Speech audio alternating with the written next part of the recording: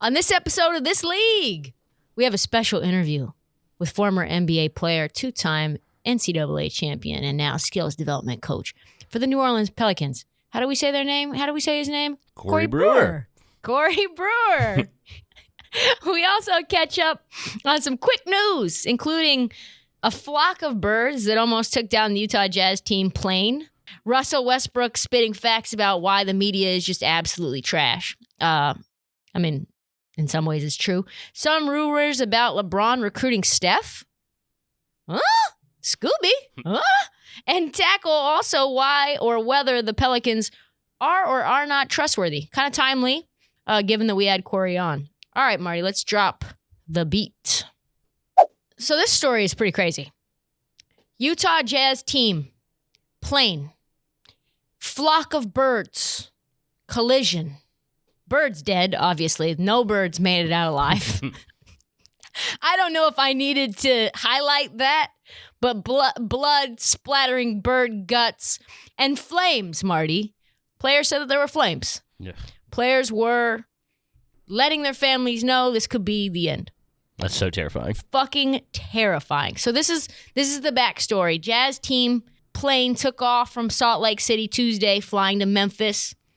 20 minutes after takeoff, thank God, 20 minutes after takeoff, by the way, not, 2 hours into the plane ride, because they would have had to turn around and maybe had to make an emergency landing somewhere in the middle of nowhere.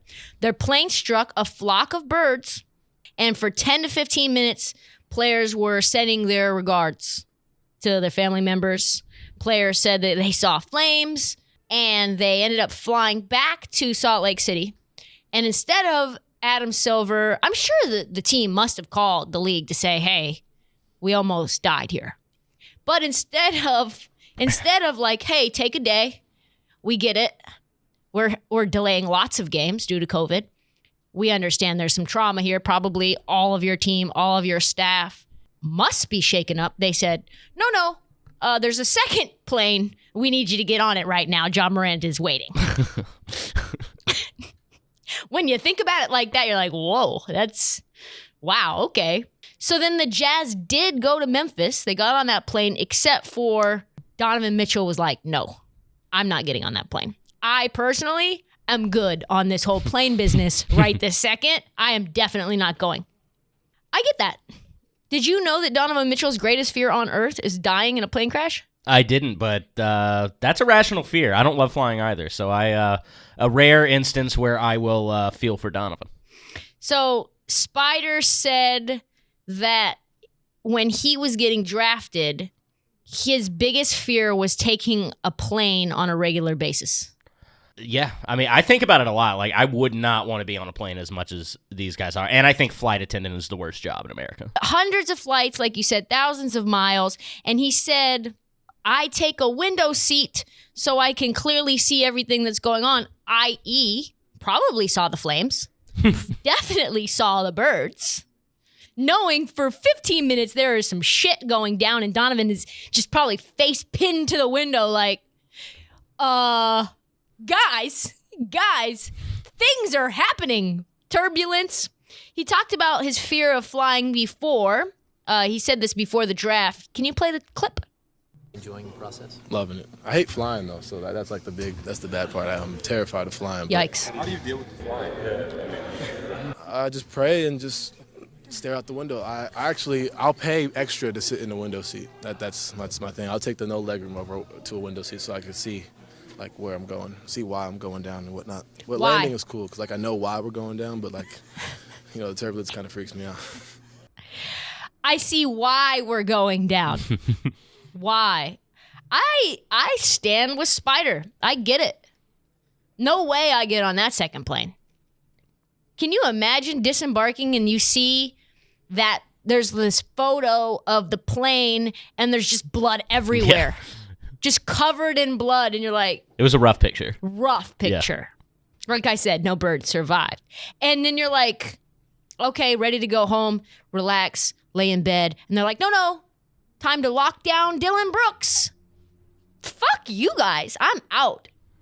If my greatest fear in life was dying in a plane crash, and one of my greatest heroes in life 15 months ago dies in a helicopter crash, it is not inconceivable to think that I am Marshall, we are Marshall, might be in my future. It's not something that hasn't ever happened before. So, yeah, I would say if I am Donovan Mitchell, I'm like, yo, I'm Royce White now. I am taking buses. I am taking trains. I will hire my own SUV driver to take me from Salt Lake to Denver to Portland to the Bay. I'll take one flight to get to the East Coast, and I'm taking the trains to the Northeast trips. Like, that's what I am doing. I think that they should just start road tripping. So the teammates, people were asking, like, how do they feel? Like, Donovan Mitchell didn't want to join his team, Is he a good player? Is he a team player? Everyone was like, no, we totally get it, Donovan. Because you know throughout Donovan's career, he's told his friends and his teammates like what his greatest fear on earth is. Every time he probably boards the plane, he's probably got a pocket full of Ambien and Xanax and just trying to like make it from point A to point B. Jordan Clarkson, who I love, said, I understand fully why Don didn't come. All of us were here in limbo. This is something that we've got to push through and get over it. This is just a tough situation. I don't think that's happened many times on a plane ride. I've talked to so many of my friends in the league, and they said that's their greatest fear as well. Yikes. I do not know how long it's going to be until Donovan Mitchell gets back on a plane. I think I have similar feelings to how Donovan Mitchell feels about flying. Like, I don't really think about it until I'm, like, on and we're about to take off, and it's like, oh, like, as a numbers guy, like, statistically, like, I know there's not really... 1 in 11 million. Right, but you're still flying through the air in, like, a tube, so, like, it can be uncomfortable, for sure. And then to get that close to your worst nightmare coming true, like, and then ask to get on a plane 10 minutes later, yeah, I don't think so. It's going to be interesting to watch whether he goes, there's a back-to-back home stand, and then they're going to end up going, I forget where they go next. We'll see if he gets on that plane. We'll see when he gets on the plane. I promise you there's more to come on this story. I think this is just the beginning. We have a developing situation on our hands, Marty. Woo-woo. Woo-woo. It is a I don't know if a love triangle is the right way to put it. It's a triangle between Stephen A., Russell Westbrook, and Russell Westbrook's wife. This is what happened. Stephen A. did what Stephen A. always does, which is come at Russ's neck for no reason at all. So Russ had an incredible night. It was 34, 14, and 21. So 3 things were happening simultaneously. 1, Russ had himself that night, right? Mm-hmm. Right. 34. 14, 21, good Lord. And everybody was just celebrating Russ. He's had a lot of those nights, actually, by the way, this season. Yeah. In 50 games, he is now the franchise leader of triple-doubles on the Wizards. In 50 games, he now leads the franchise, ever. I think he became only the 3rd player to have a 30-point, 20-assist night behind. It was him, Magic, and someone else, I think. Right, exactly. Yeah. So that happened, and then Stephen A., like Stephen A. always does, has to comment on it, right? Mm-hmm. And because Russell Westbrook appreciation segments, as you might know from our social clips, don't exactly move the needle, he decided, yeah, stats are good, but I'm going to actually use this opportunity to slander Russ and discredit and diminish Russ and why he hasn't won a ring, because all he is a professional stat getter. He's this, he's that, like not a team guy. He's surrounded by all this flowery praise, but you know what? Stephen A. is going to give him the stick. Play the clip. Russell Westbrook went off last night. We all know that. A triple-double. 35 points, 14 boards, 21 assists, 14 to 26 shooting from the floor, 4-6 from three-point range, and he did it all without Bradley Beal in uniform. And here's the most amazing part about Westbrook's game last night. I don't give a damn about any of it. Because the Wizards just are not very good. They're not going anywhere. You're 17 and 28 in the Eastern Conference, for crying out loud. They're not going anywhere. And this is far from the first time Russell Westbrook has played on a team that has fallen short. He's had talent alongside him his entire career. Don't forget, y'all, Kevin Durant, James Harden, Paul George, James Harden again, Victor Oladipo, Bradley Beal. Yeah, where's the chip to show for it? Okay, that's enough. That has to hurt. Oh, my Lord. Okay, I mean, I guess, like, cool, like, fine. So then Nina, I believe her name is Westbrook, Russell Westbrook's wife, takes that opportunity to say, I've had a fucking enough of Stephen A. going at my husband. Please stop. Can you give us the gist of what she said? Yeah, so she sent out, so how tiring is it to be minding your own business and have notifications pop up on your phone about people being negative and hating on your family? Facts. Yeah, there are several things wrong with what Stephen A. Smith says here. And she went on to say, Russell is the happiest he's ever been. Not having a championship does not, quote, hurt him a lot. You know nothing about him. If you did, you know that he is way, way more than a championship. He is a champion of life, a champion of his people. He doesn't care about your championship and certainly not your opinion. And then meanwhile, the NCAA tournament is going on, right? And you got kids missing free throws, and these kids are getting death threats. You've got commentators saying all kinds of wild things. Perfect storm. In one instance, Russ is balling out while the NCAA tournament is going on. And I think Stephen A. has been talking shit about Russ since he was at UCLA, by the way. So Russ, I think, has this timing could not have been worse or better, where he wanted it to directly respond not only to what Stephen A. had to say, but also about the media as a whole. And really wanted to illuminate how what we say in the media can affect that person's life and their brand. Here's what Russ had to say. You know, I watch these college games and I watch these kids and these announcers, man, they get on the TV and just say anything about a kid. They don't even know him. They don't know his family. They don't know where he's from. They don't know what he's been through. They don't know his struggles. They don't know his pain. They don't know anything about the kid. But one thing said on TV can determine how you perceive this kid on TV, which will allow him not to be able to reach his goals, which will allow him not to be able to get drafted, which will allow him not to take care of his family, which will now not create generational wealth. Like I said before, a championship don't change my life. I'm happy. I was a champion once I made it to the NBA. Like, I grew up in the streets.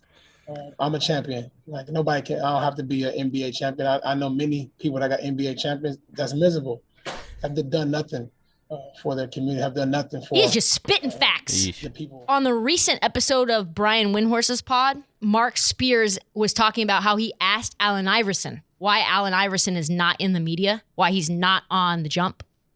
Allen Iverson said, my entire career, the media did everything that they could to lift me up just to break me and pull me down. I don't want to say negative things about other players. And if I'm in the media, I have to. And I think that's true. Yeah. The media always has had trouble balancing that. I have trouble balancing that. Yeah, I mean, it's a line you have to walk, for sure. Yeah. Speaking your opinion without bringing someone down and damaging their reputation. And you see that there are players who are great. KD, Kyrie, Harden, Russ, all happen to have played with one another at certain points in times. These players are distrustful and prickly to the media for a reason. Kyrie is a cancer. He's considered a cancer that has stuck around with him. You personally hate Kyrie for his zodiac stuff that he does and his sage burning. He beats to his own drum. More of the abandoning his team in the middle of the season multiple times. It's more to do with that. Kevin Durant and him going to the Warriors, and that has changed his narrative. You've got James Harden and him being selfish, and Russ has been painted with being selfish. These players have been painted in a way that their teammates, like we talk about with Corey Brewer, who will be on later on in the show, that these things aren't necessarily true, but the media says what they say. And then it's just like a dead carcass. You just drag it around for the whole rest of your career. And it's interesting because the business of commentating is that. Stephen A., no matter what Stephen A. said, like, that was interesting as hell to listen to, right? The way he said it. And I don't give a damn. Oh, right? I love Stephen A. Oh, I'm the first to admit it. I don't love what he says, but I love that man. Drama. We are paid to entertain. Yeah. And there is nothing less entertaining than saying, Russell Westbrook's very good at basketball. You know? Yeah. I think the world kind of already knows that. There always needs to be a why. There always needs to be some level of context that things need to get put into, right? So Russell Westbrook does X on a random Tuesday. What does that actually mean for us viewers? Does that mean that he's closer to getting what this whole thing is for? The whole reason that they play these games, let me back up. The whole reason we say that they're playing these games is to win a championship. The whole reason that the NBA holds these games is to go and search for a championship. Mm-hmm. The reason that Russell Westbrook plays basketball may not be just to win a championship. It may be, like Harden said, he talked about this when he went to the Rockets, is to make generational wealth so that they can help feed their families and take care of their community for generations to come, regardless of whether they win a ring or not. We, though, want to say, like, what is it about Russell Westbrook? He has all these stats. Is he a leader? Is he not a leader? What is he thinking when he gets out on the court and he makes these decisions? Did you see him shrug off that journalist, Marty? Is he like that to his teammates? Like, we just make all these things up because we have to find something for someone to want to listen to. Yeah. On a day-to-day basis, right? And also, like, how does this connect to the future? What does that mean about the past? What does this mean in terms of his legacy around all of his contemporaries in history? That's the formula. Past, future, historical legacy. What can we make sense of this one performance and make it into something greater, right? And that's why Stephen A. says what he says. This is why I say what I say. Like, you take one incident and then you extrapolate it forward. I just did it. Is Donovan Mitchell ever going to fly a plane again? That's like what I said, right? Yeah. How many times can I say Russell Westbrook is really fucking good at basketball? But then it's like, oh, well, can he lead? Can he get a championship? Can he do this? Can he do that? Nobody wants to know, like, hey, Russell Westbrook donated $2.5 million to build a school. It's like, this is a basketball show. I came here to learn about what's happening around the league, not all of these things that he's doing to impact. And that's unfair, but that's, I think, the way that it is. Our brains are wired to do this, and this is the business that we are in. And this is a symbiotic relationship, by the way. If it's not for Stephen A. promoting the league, getting people excited to watch and hate watch Russell Westbrook on a day-to-day basis, Russell Westbrook doesn't make $205 million and making multi-generational wealth. So there's a certain point where that damage and that reputation is also what fuels the generational wealth. So I don't think this is changing. I think when Russell Westbrook has 21 assists in a game, maybe time to heap a little praise. You can celebrate that. You can celebrate that. That's fucking crazy to be able to do that in a game. Damian Lillard had 10 assists in a quarter the other night. Mm-hmm. And I was like, immediately thought to myself, this man might have 40 assists. If you, can you imagine? That's the reason, though, I think that you find, one, players extremely distrustful. What are you going to do with this interview? What are you going to do with this time with me? How are you going to shape this and make me look? Two, I think that's why you have Uninterrupted. You've got Players Tribune. Sue Bird has a new media company. There are players who are now saying, JJ, and we'll talk about him a little later in the show, that say, you know what? I'm just going to take control of how I'm perceived.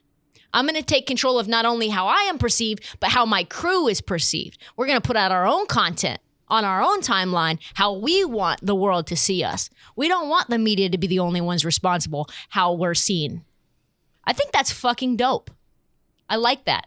We also still need people like Stephen A. to stir up the pot a little bit. And give them stuff to talk about on their podcast. And give them stuff to talk about on their podcast. And also give people a reason to watch Russell Westbrook. Yeah. So it's an ugly business. And like I said, I don't think it's going away anytime soon. Especially with social media and Twitter specifically, it might actually get worse. This week, this is the kind of news I need, Marty, in my life. The news that's just so far from happening. I think it's almost impossible, but still very, very fun to think about. Uh-huh. There has been a long-running rivalry. Somehow, like, some type of connection where like when Steph succeeds, everyone talks about Bron, and when Bron succeeds, everyone talks about Steph. There's a comparison that happens between them and their MVPs, and I don't know what it is really, but it exists. Mm-hmm. And it's almost has been pulling them apart, right, from one another. LeBron has said some things about Steph. Steph has said some things about Bron. We won't get into all that, but you can just do some Googling, and you know they've said some shady ass shit about one another. Yeah, discrediting one another. Yeah, I mean, you play in 4 finals against each other. There's going to be some feelings. Yeah, absolutely. But to see LeBron James take Steph Curry on his All-Star team, and to watch them play together, the joy that they had with one another, I immediately thought to myself, Marty, what would it be? What would a team look like with Bron and with Steph? Could they be the duo, like a duo that they don't need another All-Star?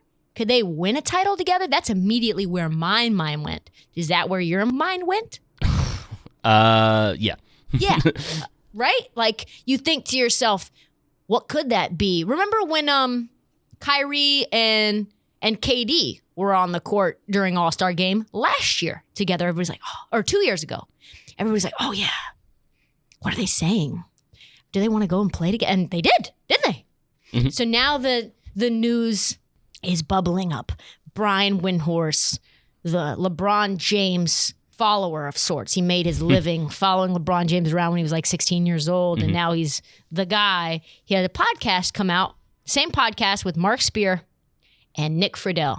And he said there was some possibility that LeBron James is recruiting Steph Curry. Here is what he had to say. LeBron thinks there's some doubt. Otherwise, he wouldn't be doing this. Because I know he feels a certain way about Steph. Because I watched it. Yep. There's doubt about what? Straight years. What do you mean? That you think LeBron thinks he may leave? LeBron started recruiting him at the All-Star break. Yeah, Steph. He said, I know he feels a certain kind of way about Steph. When he says that, he means a negative way about Steph. Keep going. He's not going to leave. He's not right now. He's not going to leave. Fine. I mean, but LeBron recruits everybody, right? So fine. He gets a lot of guys too. I'm just saying. Steph is eligible for a contract extension. Hasn't signed it yet. Just to be clear, it's not happening. Just to be clear, Steph is eligible for a contract extension this summer. Hasn't signed. And LeBron started recruiting him on All-Star break. Yeah, but he might be playing for somebody else and once the next contract's done. Listen, man, I'm not denying. I'm just stating too. I'm not taking a he's still gonna be with the Lakers. He might think later New York is cool all of a sudden. The point is well taken. I understand where you're going, B. But yes, please tell me more about this. Please tell me more about how there's a possibility we could see Steph Curry and LeBron James in the same jersey together. Oh my God! Of course, Mark Spear. Of course Nick Friedel are going to poo-poo this. They cover the fucking Golden State Warriors on a night-to-night basis. Do you think they, in their mind, could ever conceive of a situation where Steph Curry spurns the Golden State Warriors and bounces? Absolutely not. No. Yes, I think that there's probably 0.00001% chance that happens. Mm-hmm. But all I want to do is imagine a world where that is the case. What do you think it would look like? I mean, they'd win a lot of basketball games. I wouldn't love it. I don't know. I'd rather see them play against each other. I am a little old-fashioned at that. I wouldn't love it, but the product would be something to behold. Tremendous. Something truly to behold. Just imagine, one, these two guys enjoy the game physically out there for the world to see, right? Remember when Steph Curry did his little shimmy and he kind of squatted, pretended he pooped on the court? Oh, yeah. And Bron doing the things that Bron does when he's like feeling it? Them two together, hyping each other up would be insufferable, for one. Second of all, they would be shitting on the rest of the league. Bron playing the point, Steph coming off ball, just that duo, just imagine it for a second. Steph running around doing Steph things, and LeBron no-look passing, Steph cutting to the lane. Oh, my Lord. The ratings, Marty. The ratings. NBA wet dream in terms of ratings. Oh, it'd be wild. On a Tuesday night, on a Wednesday, anytime. I would watch even on the East Coast, I would watch every single Laker game. Yeah. I don't know what the record for national TV games, but they would break it. They would break it. I mean, every single game would be nationally televised, I think. What do you think it would be like if, in terms of like who wins the trade, AD for Steph straight up? Ooh. I mean, AD's younger. But Steph's going to be able to do what he does for a long time. I don't know. That's actually very interesting. I don't know. They already won with AD, so I would say let's just keep rolling with this. Imagine Steph Curry signs a max deal with the Warriors 2 years from now. He's like, this is not. You guys like big men way too much. Who wins the trade? It's AD and Clay, Wiseman, Draymond. I don't know who else is there at the time. They'll have Minnesota's pick if it's not number 4 or if it's not 3 or below. And Steph's like, you know what? I'm out. I think like both teams get better. You do? I mean, get better for me in my mind. I don't know. I would kind of. I don't love AD and Wiseman playing together. I don't love that You pairing. could probably ship Wiseman the fuck out. I don't know, man. It just is so enticing to me. I thought about it for a long time after that All-Star game because Bron was just like hyping Steph up. Shoot from half court, Steph. Shoot from half court. Can you imagine all the shit he would get Steph to do on a night-to-night basis, just like pumping up like his fucking hype man? You got LeBron James, the hype man, Steph Curry, the hype man. Oh my God. I know the embers are just going to keep burning until Steph signs that contract, though. I know that. Could you hear how giddy Windhorst was when he was delivering that news? Yeah, he had a little, you could hear it in his voice for sure. That is the duo we all, except for you, Marty, want to see.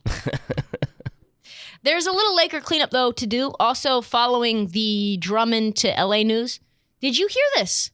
Dennis Schroeder, first of all, Dennis fucking Schroeder offered $21 million per year. Yeah. And did not say, yes, please. He said, no, thanks. He said, no, thank you. Who the fuck is Dennis Schroeder think he is?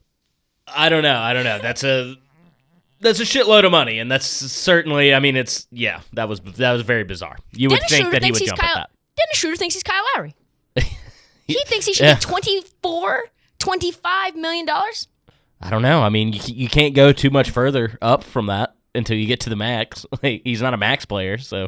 He's not a max player. No. Like, if you look at guys who are making in that $25 million range, shit, I thought Dennis Schroeder was in the Lonzo range. And he gets paid the Lonzo range right now. Yeah. And he says no to $21 million. I don't know what's going on. It seems like he's got them over the barrel because there's a lot of news saying like, oh, Lakers think that Schroeder's the future. The point guards, they need to lock him up. They're offering him an extension now. They want it to get done, blah, blah, blah. Like, is Dennis Schroeder better than we think he is? Maybe they're thinking the cap's going to go up. Maybe. I mean. But, like, that's a pretty big gamble. It's an $84 million gamble. After a pandemic, though? Yeah, I don't know. They're already paying Braun the max. They're paying AD the max. You give Schroeder that money? What are they doing? Imagine a team offers him 24 or 28 million. At some point, you got to figure out, like, he's too expensive, man. He's too expensive. Also, other news, the Lakers have a plethora of centers. I know that Andre Drummond went down with a toenail injury. Yeah. I know that sounds funny, but I'm sure it hurts a lot. Oh, they hurt, yeah. They hurt a lot. Toenail injury has sidelined him. But they have Montrezl Harrell, they've got Andre Drummond, and they've got Marc Gasol. And then they have AD, who likes to play 4, but he probably will play 5 in the playoffs when he comes back. So it sounds like one too many centers. They asked Frank Vogel whether they were going to waive or buy out Marc Gasol, and he said, we have not talked about that. But he did not say no. He just said, we haven't spoken about that just yet.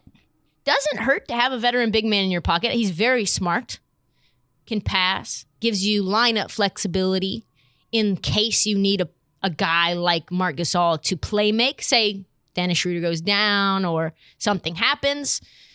What do you think? Do you think that they keep him? I mean, I don't know. He would get swooped up, I would imagine. That, like, There's got to be a team that can use a backup big like that. So I don't know. If you release him, then you risk like Phoenix or someone like, scooping him up. Clippers, yeah. I think that's exactly right. I think you've got a player who's definitely washed but skilled. Great locker room guy. We know that. And what, are we doing here? Genie Bus has the money. Just pay the luxury tax. Just pay it out. Let LeBron have another good locker room guy and keep other contending teams from getting a big man that they might need, especially in crunch time. So that's my thought. Ain't no love in the heart of the city. There's no love in the heart of the NBA, it sounds like. Ain't no love in the heart of the Big Easy. Oh, no. New news coming out, Marty. Yikes. We've been hearing about guys so happy with their new teams. Vooch is happy in Chicago. Fournier for Fournier in Boston. 40 players traded, most of them happy to be in a new situation. One player not happy about how the trade went down. A man with a massive platform, a man who is a shooting specialist with his own podcast, took to the streets to air out the New Orleans Pelicans and their business about how they handled him all fucking season. Did you hear any of this? Yeah, no, I watched it. Yeah. Okay, so here's the deal. On the last episode of the Old Men in the Three podcast, JJ Reddick went ham about how he felt like the Pelicans fucked him over and lied to his face. Here is the timeline. He made a trade request in November. As you remember, late start. December 22nd was when the season started. So he asked for the trade. Still the offseason. Yep, still the offseason. He asked for a trade. He saw the writing on the wall with Van Gundy that he was not going to get enough touches. And he was like, yo, David Griffin. And the GM Langdon, who's also a fellow Dookie, he said, yo, I don't want my family to leave Brooklyn. I don't really want to leave Brooklyn either because of the pandemic. I don't want to move them and deal with this. And they're settled. They're sheltering in place, if you will. And Griffin said to JJ, just come down for a month. If you like it, you're good. If you still want out, I give you my word. We will get you to a situation that you like. And Reddick was like, he obviously did not honor his word because I told him I wanted to be in any city that on my off day I could take a train or a bus to see my family. I don't need to be in Brooklyn. I know that that's unfair. But just trade me anywhere. DC, Philly, Knicks, anywhere that I can drive to see my family in an off day. Yeah. So he was like, I look at the buyout situation not as oh, I'm going to go get bought and go to Brooklyn. I just wanted to be able to see my family and be in driving distance. He then explained why he was so fucking pissed in detail. He said, why, this is crazy, why should any player trust this organization at all? I don't think you're going to get honesty from that front office, objectively speaking, and that's not an opinion. I just don't think you're going to get that. And here's where it gets really real. Yeah. I don't think what happened with me is necessarily an isolated incident. I think front offices around the league operate in their best interest, and I get that. I understand that. Truthfully, I do. I think I was a little naive, though, thinking I was in year 15, attempting to do things the right way throughout my career. But in terms of this front office, yeah, it's not something where I would expect the agents who worked on this with me to ever trust that front office again. And he ended up in Dallas, where he did not, which is, by the way, not in driving distance of Brooklyn, unless you're Donovan Mitchell. He said he was jarred by the trade and told Mark Cuban, yo, in any other year, I would be so thrilled to be here, but I need to see my family. So basically, he was promised after a month, he'd be able to go where he wanted to go, and he just never got there. Interestingly enough, did a little research. JJ Reddick's agent is the same agent that represents Zion Williamson.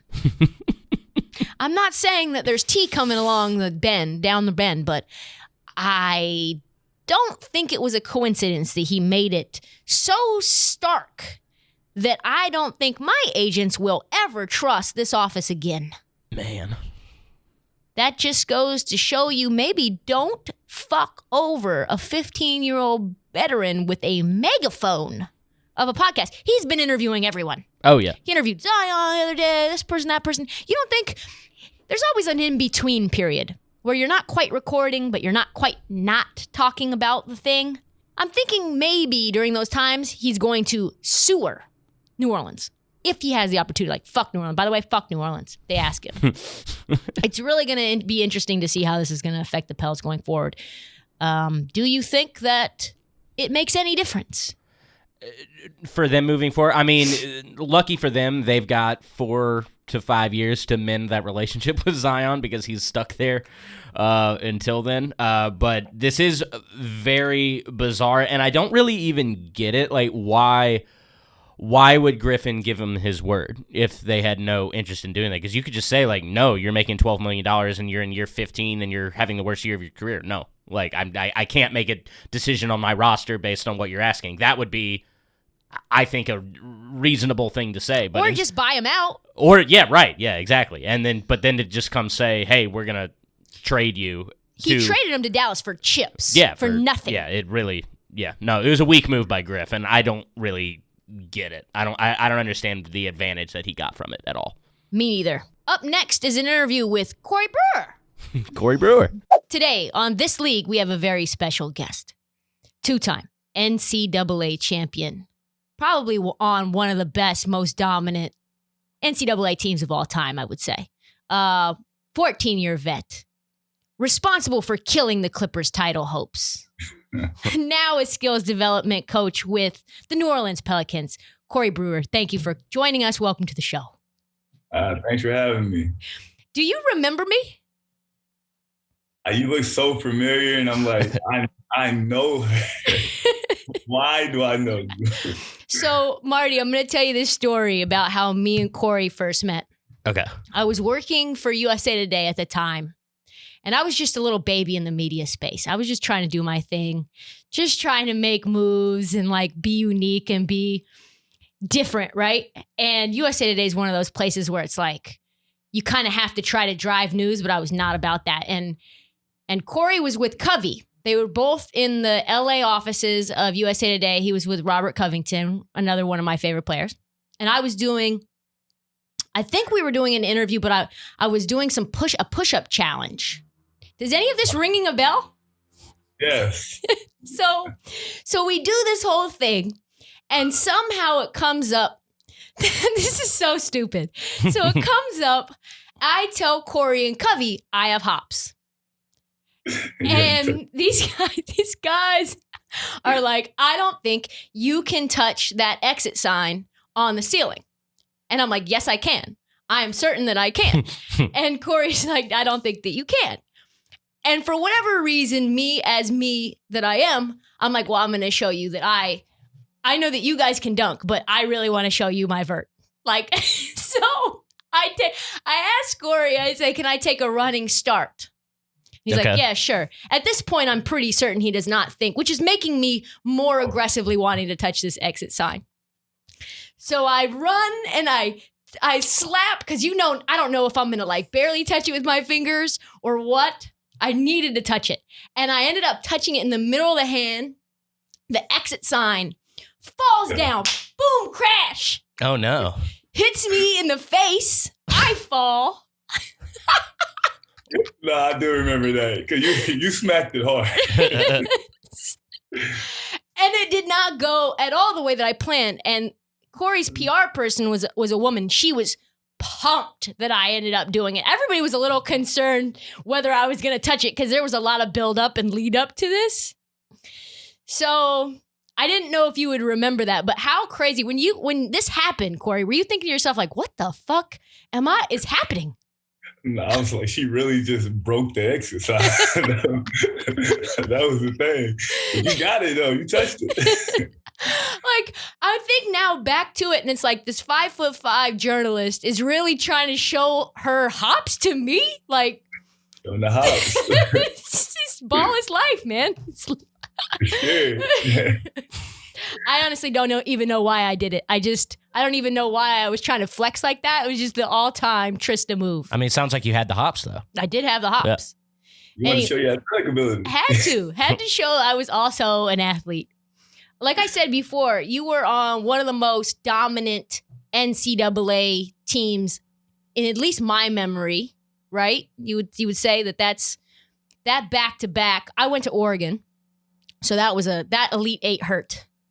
Oh, yeah. We had to take Oregon out along the way. You had to take us out along the way. I think you guys had upwards of 10 pro players on that roster. Oh, man. We had at least 6 for sure. And then some international pros.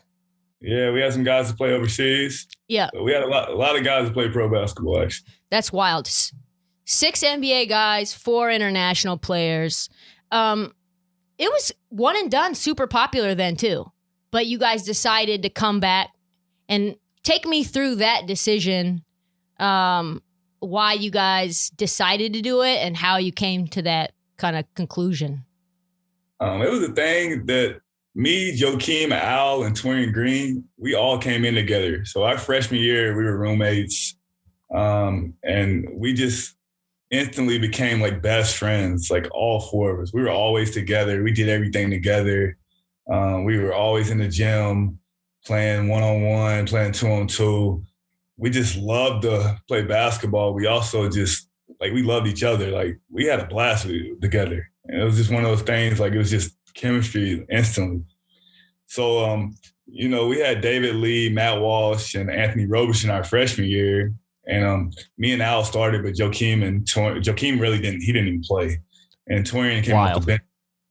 Yeah, it's crazy. And Torian came off the bench. But the next year, it was our time. Like, those guys went pro, and it's like, it's our team. Like, we're all roommates. We're together every day. Now we're all 4 going to start. And then our guy, Lee Humphrey, that was my man. He's from Tennessee also. I'm from Tennessee. We have been knowing each other for a long time. We played on the same AAU team. So me and Lee was pretty close. So, like, I was hyped. I'm like, yo, this is us. Like, this is our 5. Like, we got a chance. Like, and nobody gave us a chance. We were ranked like 75th at the beginning of the year. So, but we still believed in ourselves. So we started out 17-0.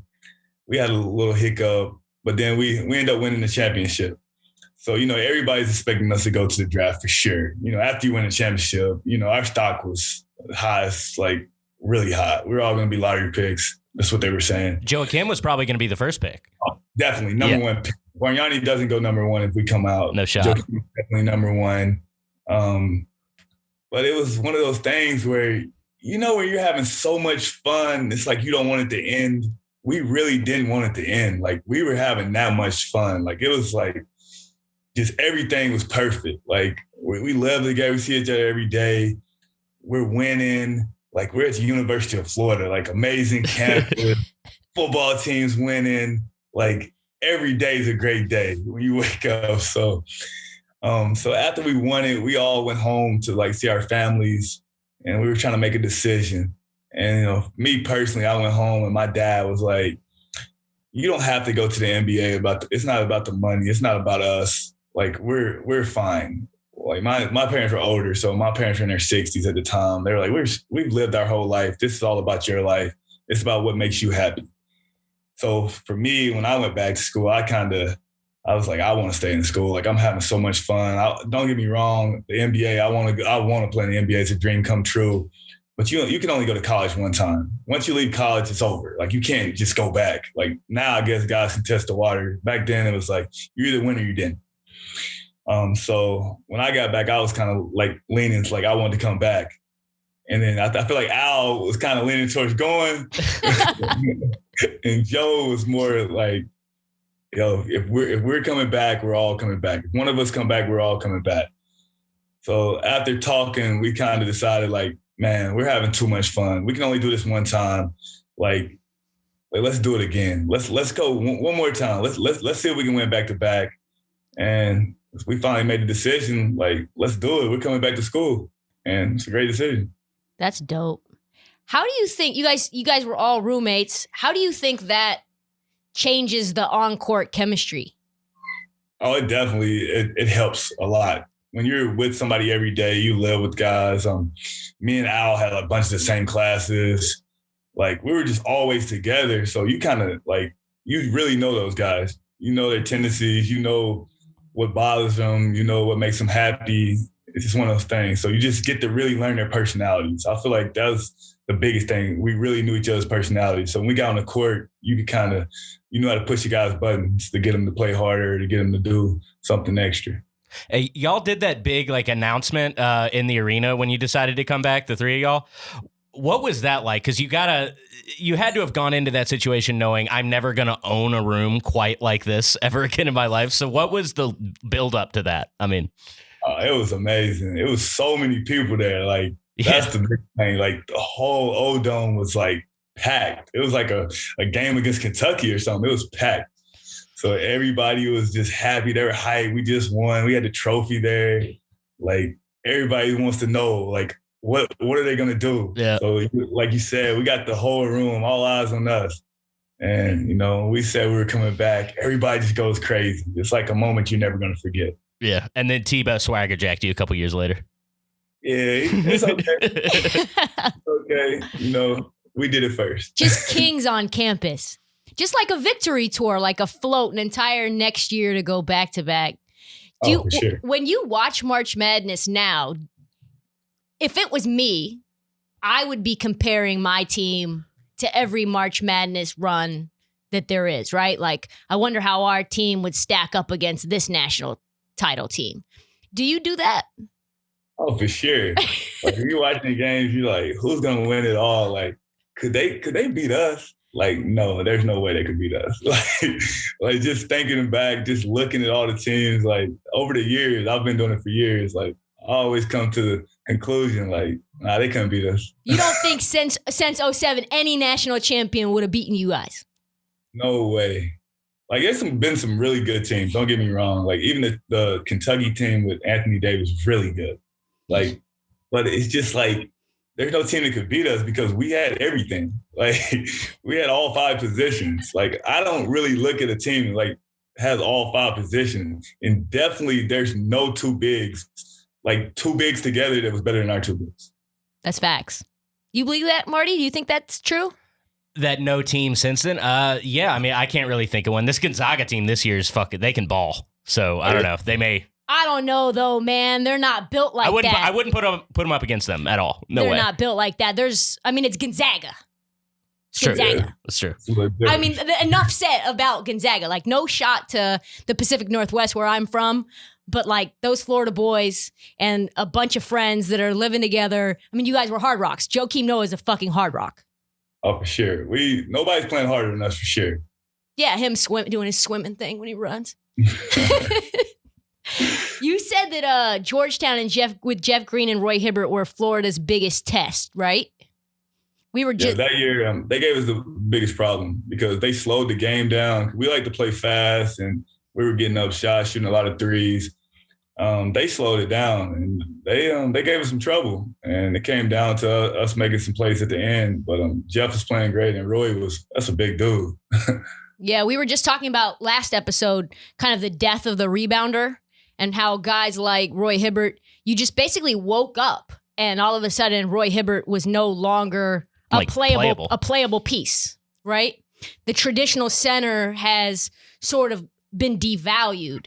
As somebody who's in the role that you're in now, do you think that there's room for a traditional center in this league with the modern NBA or no? Oh, for sure. It's just certain situations, certain teams you can play guys, but a lot of teams the way they're building their teams, it's all about shooting and spreading the floor and a lot of space.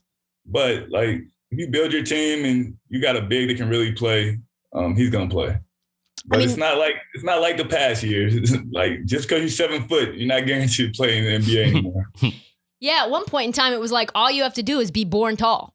Oh, for sure. If you were 7 foot and you could rebound, you were definitely gonna be in the NBA. I still contend if I was 7 feet tall, I could have had Spencer Hawes's career. Hey, Spencer Howard's on bad. Oh, he can ball. No. It's a testament to my belief in myself, not Spencer. Marty also thinks he's an Oh, for athlete. sure. You don't see Marty right now, but he also believes that he's an athlete. For sure. 7 foot though, you got a chance to do some things. I feel the same way. If I was 7 foot tall, I would have been doing some things. Me too. If I was 7 foot, I feel like I'm still playing. No doubt. You played with a lot of great players, Russ being one in OKC. Did you see what he recently said about Stephen A? Oh yeah, I seen some of the stuff he said, some of the stuff about how the media portrays you and stuff. So what do you think about that? It's true. Some guys get bad reps. Like it can be one thing somebody says in the media and it follows them around their whole career. And that may not even be anything. That person may not be like that at all. So it is understandable. So, and for a guy like Russ, he really does a lot in the community. He's a great teammate also. I played with him, so I know personally one of my favorite teammates. He's all about winning. Every night he gives it his all. Like you can't not like a guy like that goes out there every night and plays his tail off. So sometimes it's a lot of unfair criticism. Yeah, he's one of those players who's maybe one of the few that still goes full max 82 games. For sure. Like if he can play, he's going to play. With load management, he's going to give you 100% every single possession. What do you think the biggest difference is between how he's been painted and how he actually is with his team?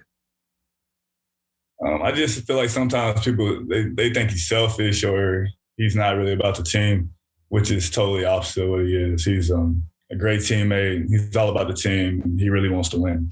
I remember Steven Adams said that he and Russ would like fight over rebounds sometimes. Russ, he's going to try to get every rebound. There's a balance between happiness and chips. Definitely, it has to be a balance. Now with everything going on in the world, there's a lot of different things going on. So guys are doing what they can in the community, and it's really a good thing. Like they're doing their best. They're doing anything they can do to help. So for you to judge a guy, talk about championships, like everybody wants to win a championship. Guys are not trying to win championships. Sometimes it happens for guys, sometimes it doesn't. But these guys are doing a lot of special things off the court. So you gotta show them some respect and show them some love for all the things they're doing. Yeah, and it's a team game too. So like you can't just put every time that Russ didn't win a chip on Russ. No, of course not. Like sometimes teams have better teams, and it's a lot of great players that win championships. You were just in the league. You were in the bubble. So like what led to the Pelicans being that first job that you sought? Yeah, for sure. I feel like I feel like I can still play for sure. I'm sure. Yeah. If it wasn't for COVID, I definitely probably would still be trying to play. But with everything happening with COVID and I just had a baby, I kind of wanted some stability and not have to worry about trying to get into protocols or trying to find a job, trying to go here, trying to be away from my little guy all the time. So I always wanted to coach. And so when this opportunity came up, it was hard to turn it down just because it's a great situation with a bunch of young players that are really good. And a bunch of guys I know that I play with freaking half my team. Right. I was going to ask you all that too. Like, how does it feel like just having so many guys that you played with and against, still playing and you're, on the bench? Is that a little weird or how does that dynamic work? I wouldn't say it's weird because they still treat me like I'm a player. Word. but they listen to me because they know if I say something, I'm not saying just to be talking. I'm only gonna say something if I know it's right or if I did it before. I know I've did it, so I know it can be done. So if I tell you it needs to be like this, they listen. So I feel like it's a little easier for me. Yeah, you played on that young Laker team it was Randall, Lonzo, Josh Hart, Jordan Clarkson, B.I., KCP, Kuzma, Larry Nance Jr. Do you think if those guys developed into who they are now, which is obviously especially for you in your field, that each situation develops guys differently, but just hypothetically speaking, how good do you think that Laker squad is if they all fully bake in the oven in LA? I think they would end up being pretty good, being really good actually. Because, if you get a group and they stay together, and all those guys work extremely hard. I think a lot of times people don't see the work these guys put in. And all those guys, they were putting in a lot of work.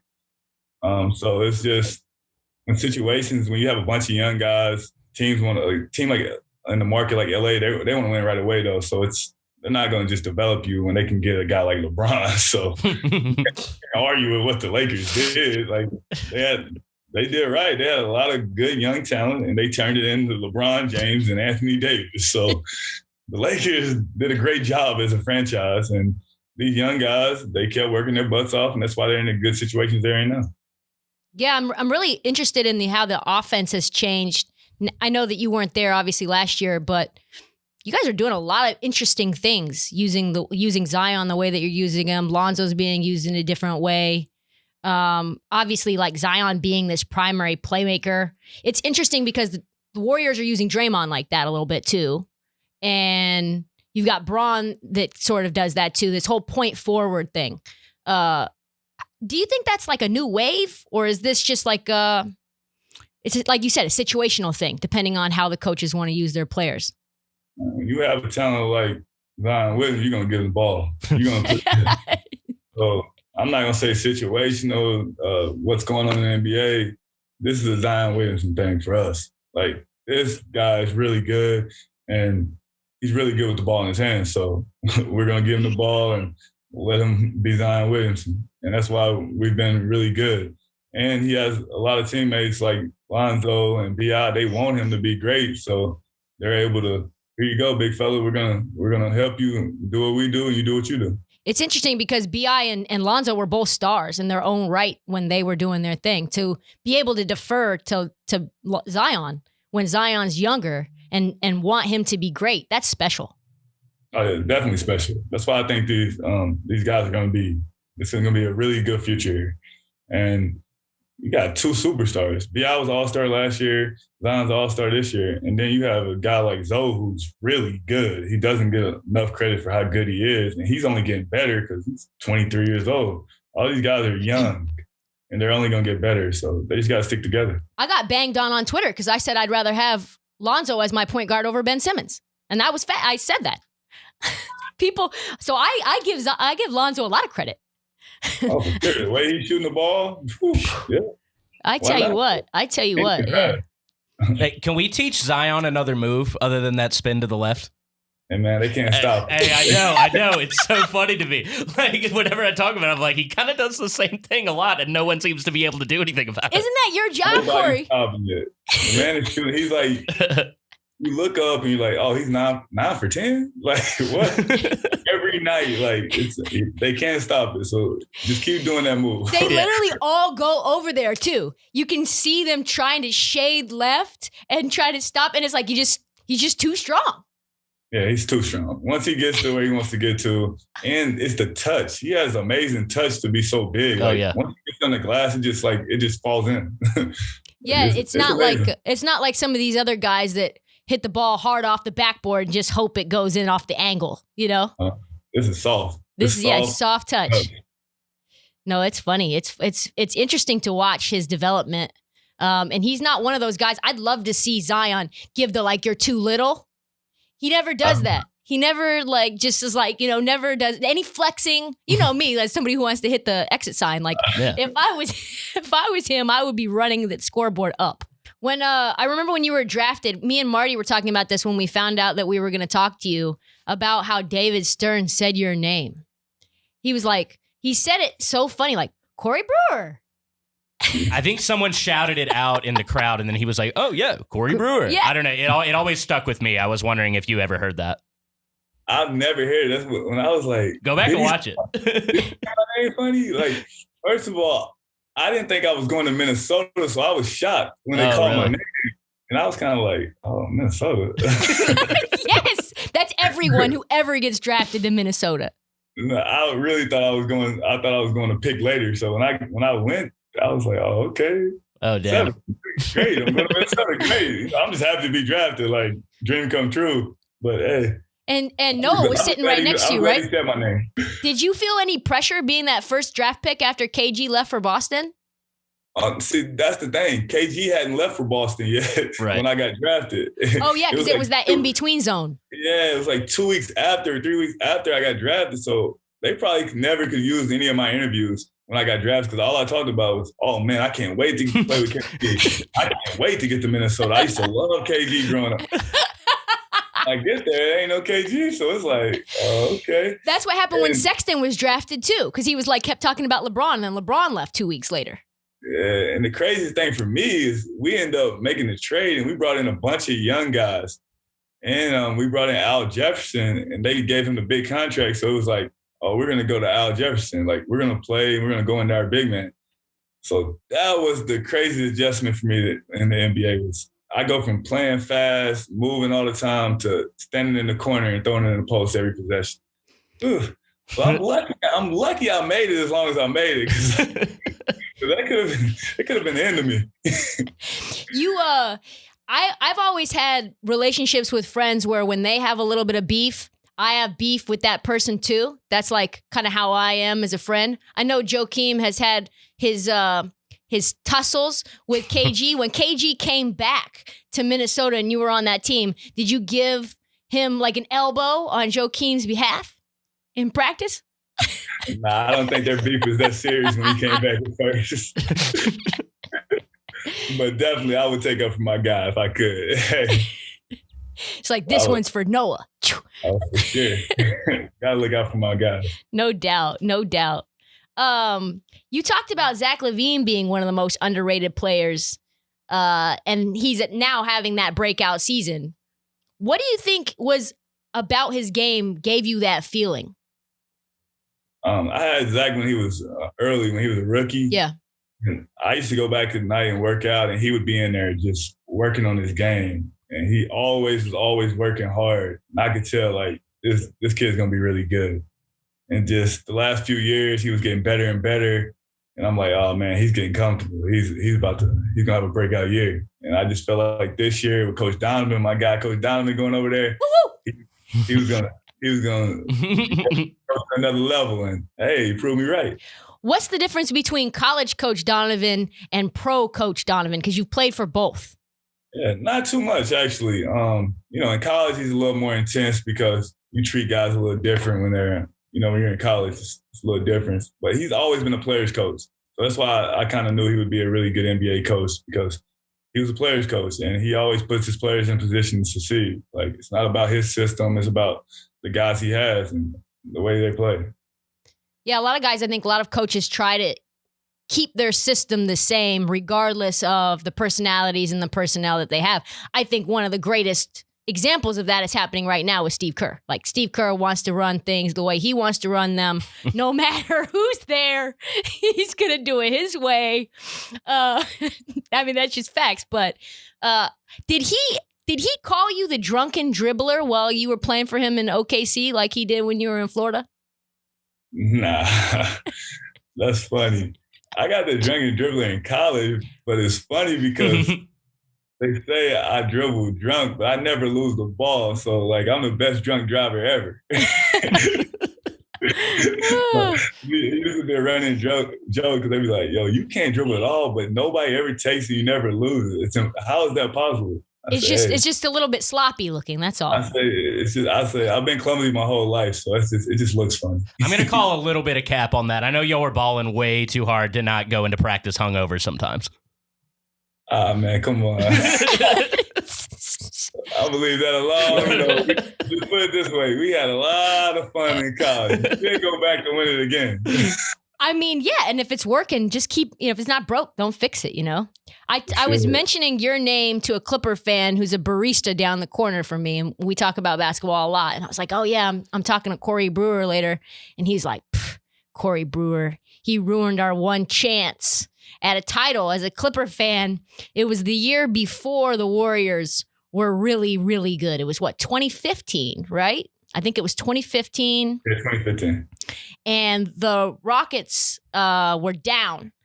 It was Clippers were up 3-1 on the Rockets. Oh, yeah. And then Corey Brewer came loose. I think someone else came loose too. Josh Smith. Yep, Josh Smith.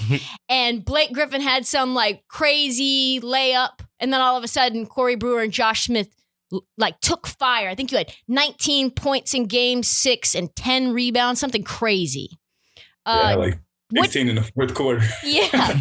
What do you remember about that series with the Clippers? And do you think that was their one chance that you guys stole? I remember they were really good, and nobody gave us a chance. They thought, they're up 3-1, it was over. And I remember being down 20, and in my mind, I'm like, oh, it's all right, we're down 20, we just got to make a run. And I remember getting a layup, then getting another layup, then making a 3. And after that, I was like, oh, it's on. I can't miss. And then Josh got hot, and it was just a lot of fun. We talked a little bit about Zoe. I would be remiss to not ask about the fact that he is on an expiring. A lot of chatter about whether he wants to stay in New Orleans. He just, I think, went on the record yesterday say, I do want to stay. I think he's playing some of his best basketball. I think him being off ball and being a shooter and playing defense versus being the playmaker now that Zion's being the playmaker makes him an even bigger, valuable asset for the team. Do you think he has played himself into a larger role? Do you see him sticking around after this year? Oh, sure. I feel like he's going to stick around because he likes his teammates and he likes it here. He loves New Orleans. So, but he wants to be here. So I feel like he'll be here. I think New Orleans is an underrated city. We talked about it being tough to build a brand in New Orleans because it's a football city, but I love it there from a music and food perspective. It's one of my favorite places in the country. Oh, yeah. It's a great city. But if you're winning, it doesn't matter what mark you're in. We just got to win. Right. Yeah. No, as long as you're really good, you can make a mark. You can make that for yourself wherever you go. And I love New Orleans too. I went to LSU from there. Great place. Go Ducks. Yeah. Sure. All right. Both you teams have beaten the LSU part, but it is a good city. Hey, y'all got us when you were there. It's fine. The John Brady era. Y'all ended the John Brady era, actually, I think. I think that was his last game in the SEC tournament. Corey, thank you so much for coming on the show. It's been a blast. I'm so glad that you remembered me and my gigantic hops. Tell your friends that there is a Barstool employee with tremendous hops. If she was a foot taller, she'd be in the WNBA. Oh, she'd definitely be dunking. Just be dunking. Oh, thanks so much. Do you have anything else, Marty? Are we Gucci? No, I think we're good. Just wanted to let you know we might be at the game in Brooklyn at some point, so might come say hey. Yeah, we'll come say hi if we do. Yeah, you gotta come say hello. Absolutely. Right. Don't be shady though if we do. Don't be like, oh, I don't remember you. I don't know you. I'm gonna say, come on, let's get the push-ups on. Yeah, get the push-up challenge on. Thanks so much for coming on. That's all the time that we have for the This League podcast. Please subscribe. Please rate. Please review. Please unsubscribe and resubscribe. Tell your friends to do the same fucking thing. We need our numbers up. Makes a huge, huge difference for us. Do not forget to follow us on Twitter, IG, and TikTok, and on YouTube at This League and Trysta_Krick. Thank you so much for listening. We have a phenomenal show coming up Monday. We've got a special guest, which we will let you know on Monday. I don't want to tell you who it is, basically. That's all the time that we have. Be back Monday afternoon, guys. Thanks for listening and watching This League on YouTube. If you like this content, please hit the subscribe button right here. More content will come your way straight to your feed. Thanks for watching.